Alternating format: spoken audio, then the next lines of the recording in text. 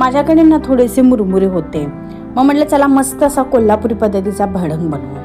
तर मी या भडंगाला कोल्हापुरी भडंग असं म्हणते, कारण मी हा कोल्हापुरीचं हे लाल तिखट वापरून हा भडंग बनवणार आहे, त्यामुळे मी त्याला कोल्हापुरी भडंग म्हणते. जास्त काय असं सामान यूज नाही करायचं, थोड्या सामानामध्ये पण खूप छान भडंग बनतो.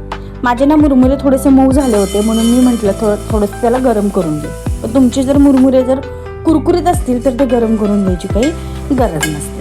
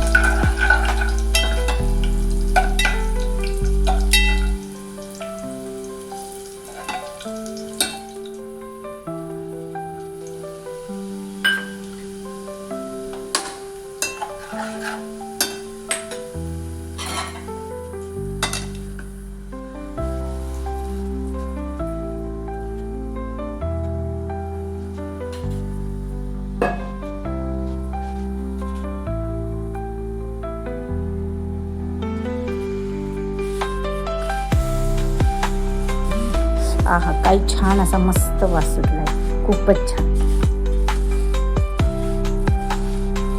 अशा छान छान माझ्या किचनमधल्या रेसिपीसाठी चॅनेलला सबस्क्राईब करा आणि जर व्हिडिओ आवडला असल्यास नक्की लाईक करा. थँक्यू.